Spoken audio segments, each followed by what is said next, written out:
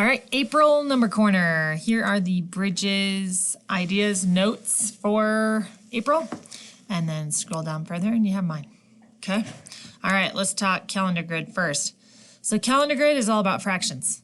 And luckily, that's the unit we're on. Part of it is fractions right there at the end in the last week. So you'll be introducing this idea probably before you even do it for Unit 6.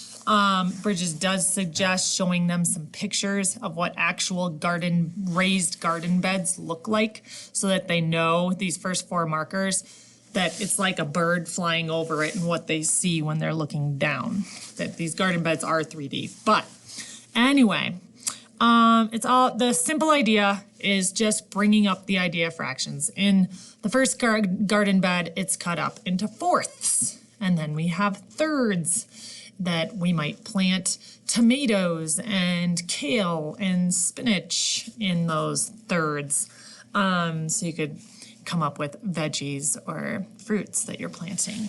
And then halves, and then Friday, oh, they didn't cut it up at all. That's just the whole thing. And then you go into, on the 5th calendar marker, talking about fractions of strawberries. So there are 5 strawberries. There's a set of 5 strawberries. And then you go to the next one. Oh my gosh, now instead of 5 of them being strawberries, only 4 of them are. So we're trying to use fractions. So we'd say 4/5 of the fruit on that plate are strawberries. 1/5 are, I think those are blueberries, maybe. Okay. All right. So that's the gist of calendar grid. Me personally, I wouldn't even use the calendar grid observation chart. I just talk fractions with them each day. All right, calendar collector. You have those seedlings that you plant, water, and collect that data throughout the month, and you make line plots as to what's happening throughout the month. Did you do this last year? If you did, would you do it again? I mean, it sounds fun to plant the seedlings.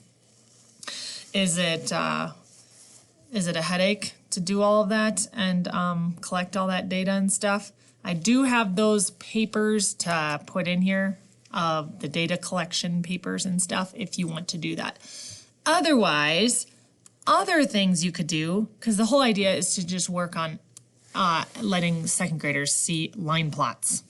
So instead of doing plants, you could just have them measure their heights, and we make a line plot of their heights in inches or in feet in inches. And then we're able to discuss the findings.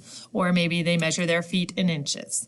Or how far can you jump? Like we talked the long jump. We go outside, we run, and then we get to a certain point and we jump and we see how far we can jump in feet.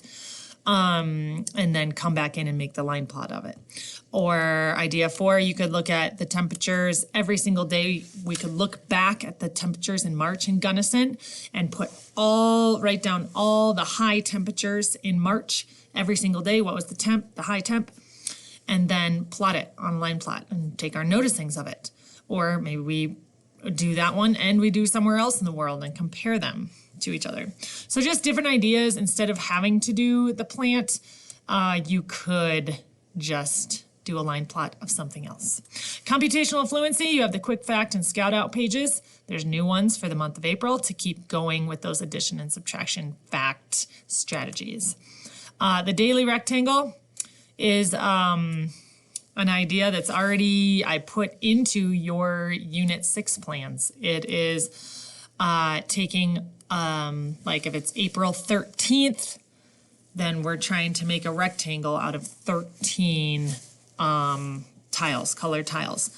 But there's a fun little activity called Rectangle Hunter that you'll see show up in your Unit 6 notes. So you could just incorporate it there if you want, if you think it sounds like fun. Number line. That's your number line with your 10s on it. Keep putting 10 more to the class number line, so you're counting by those 10s. There is a game that looks actually pretty fun. So I put that I actually might attempt if I were teaching grade 2. It's called Reach the Joey.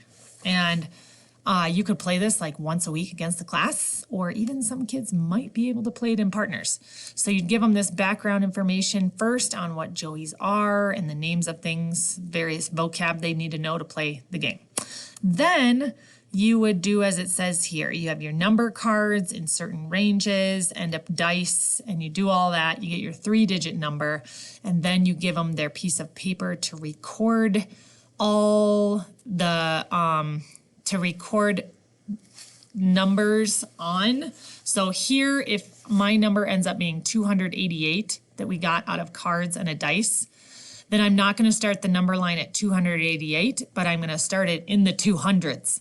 So it'll already say 30, so I just write 230 and then keep going with the kids, and we practice counting by those tens because that's what you're doing on the class number line.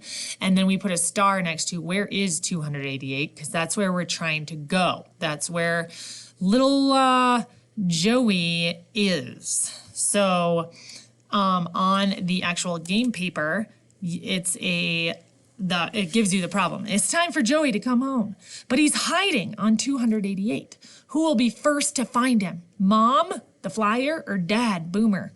So maybe you are flyer, the mom, and the class is the dad. And they start spinning and seeing how far they get to hop. So it's practicing hopping on that number line. And the thing is, in the game, you can actually add or subtract.